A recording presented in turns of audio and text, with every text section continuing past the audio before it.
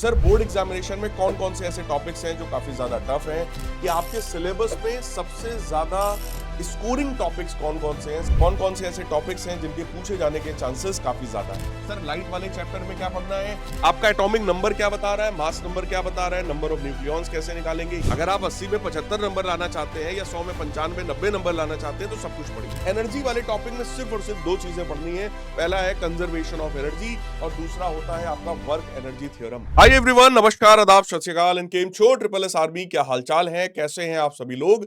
मैं आज आप लोगों से बात करने वाला हूं class 10th ICSE board examination के बारे में कि सर बोर्ड एग्जामिनेशन में कौन कौन से ऐसे टॉपिक्स हैं जो काफी ज्यादा टफ हैं, कौन कौन से ऐसे टॉपिक्स हैं जिनके पूछे जाने के चांसेस काफी ज्यादा हैं।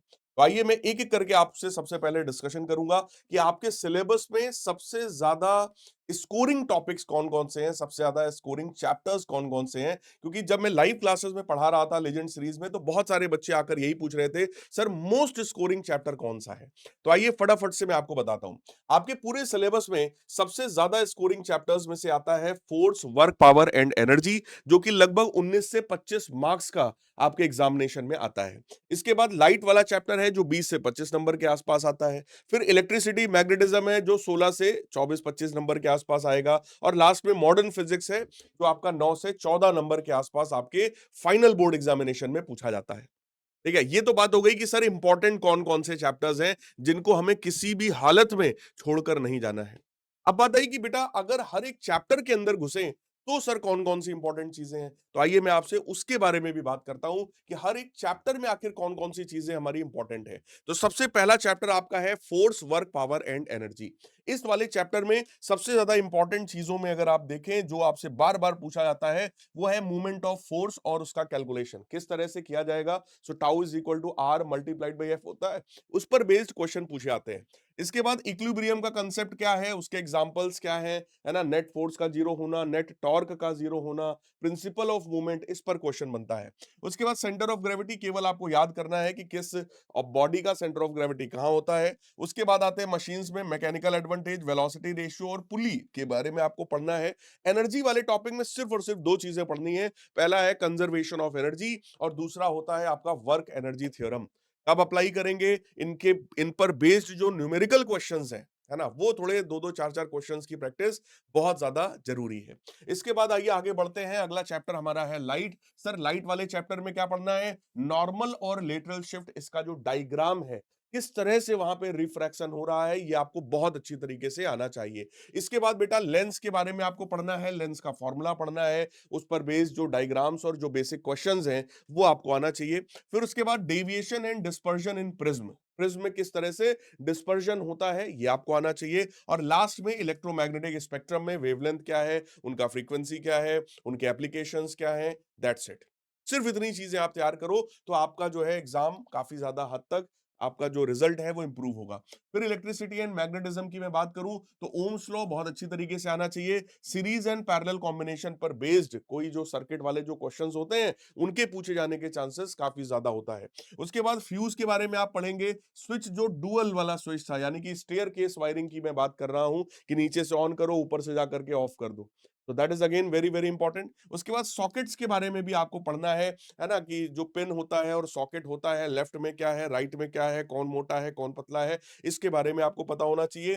फिर उसके बाद आता है मैग्नेटिक इफेक्ट ऑफ करंट, यानी करंट की वजह से आसपास जो मैग्नेटिक फील्ड आती है वो किन किन चीजों पे डिपेंड करती है, उसके जो बेसिक मैग्नेटिक फील्ड लाइंस के जो डायग्राम्स हैं वो आपको आना चाहिए। और उसके बाद लास्ट में एक चीज केवल आपको पढ़नी है and that is transformer. Transformer आपको जरूर अच्छी तरीके से आना चाहिए। फिर उसके बाद बात आती है सर हीट चैप्टर में क्या पढ़ें, छोटा चैप्टर है, सिर्फ और सिर्फ एक चीज पढ़नी है दैट इज कैलोरीमेट्री। उसमें स्पेसिफिक हीट के बारे में आप पढ़ेंगे, उसमें आप लेटेंट हीट के बारे में पढ़ेंगे और उन पर बेस्ड जो न्यूमेरिकल क्वेश्चंस हैं उनके बारे में आप पढ़ेंगे, दैट्स इट। इसके बाद साउंड वाला चैप्टर आपका आता है, उसमें आप फ्रीक्वेंसी, एम्पलीट्यूड और स्पीड पर बेस्ड जो एक एक वन मार्कर जो क्वेश्चंस होते हैं उनको अच्छे से प्रिपेयर करेंगे। इसके बाद इको के बारे में आपको अच्छे से आना चाहिए। इको में मैंने एक ही फॉर्मूला आपको सिखाया था, v बराबर 2d/t, speed is equal to 2d/t। केवल यही एक फॉर्मूले पर बेस्ड क्वेश्चन आपसे यहां इको में पूछा जाता है। उसके बाद वाइब्रेशंस में केवल फोर्स्ड वाइब्रेशन अच्छी तरीके से समझ लीजिए कि एक पीरियोडिक फोर्स भी लग रहा होता है, फ्रिक्शन भी प्रेजेंट है और ऑब्जेक्ट जो है हमारा वो वाइब्रेट कर रहा है। तो इसके बारे में केवल आप पढ़ लेंगे तो केवल इतने से आपका काम यहां पर इस चैप्टर में चलेगा। इसके बाद आपका आखिरी चैप्टर आता है मॉडर्न फिजिक्स, जिसमें रेडियो एक्टिविटी और न्यूक्लियस के बारे में बात किया जाता है। तो उसमें यार आपका एटॉमिक नंबर क्या बता रहा है, मास नंबर क्या बता रहा है, नंबर ऑफ न्यूक्लियॉन्स कैसे निकालेंगे ये पता कर लो केवल, जो कि केवल 2 मिनट का टॉपिक है। उसके बाद अल्फा बीटा और गामा की प्रॉपर्टीज आपको पढ़ना है। अल्फा बीटा गामा का जब इमिशन होता है तो न्यूक्लियस में क्या चेंज आता है, एटॉमिक नंबर कितना डिक्रीज होगा, मास नंबर कितना डिक्रीज होगा, और पीरियोडिक टेबल में उसका क्या इफेक्ट आएगा, दैट्स इट। उसके बाद आखिरी चीज आपको पढ़नी है न्यूक्लियर रिएक्शंस के बारे में, कि भाई आपका कब फिजन हो रहा है, कब फ्यूजन हो रहा है, उसके एक एक दो दो एग्जांपल्स आपको याद करने हैं, और उसमें किस तरह के प्रिकॉशंस लेने होते हैं वो बना बना करके लिखना होता है। राइट, सो मेरे प्यारे बच्चों, this is all about important chapters of your whole syllabus. Class 10th physics ICSC में जितने इंपॉर्टेंट चीजें हैं मैंने आपको बता दिया है। अब बात यह है कि सर ये जो इंपॉर्टेंट चीजें हैं क्या केवल यही पढ़ना है? देखो, अगर आपका टारगेट ये है कि हमको बोर्ड एग्जामिनेशन में सर, मान लो फॉर एग्जांपल 100 में से फॉर एग्जांपल हमको सर 75-80 लाना है, तो हाँ केवल ये इंपॉर्टेंट पढ़िए। सर लेकिन मैं 100 में 100 लाना चाहता हूँ, 80 में 80 लाना चाहता हूँ, सर अब क्या करें? तो ऐसे में बेटा फिर आपको सब कुछ पढ़ना चाहिए। अगर आप 80 में 75 नंबर लाना चाहते हैं या 100 में 95 90 नंबर लाना चाहते हैं तो सब कुछ पढ़िए। लेकिन अगर आप 100 में 70 75 नंबर लाना चाहते हैं तो केवल इतने इंपॉर्टेंट टॉपिक्स को बहुत अच्छी तरीके से अगर आप प्रिपेयर कर लेंगे तो आप पूरी तरीके से कर पाएंगे। तो मेरे प्यारे बच्चों, खूब मेहनत करिए। आपका ये बड़ा भाई ये पीडब्ल्यू आपके साथ रहेगा हमेशा।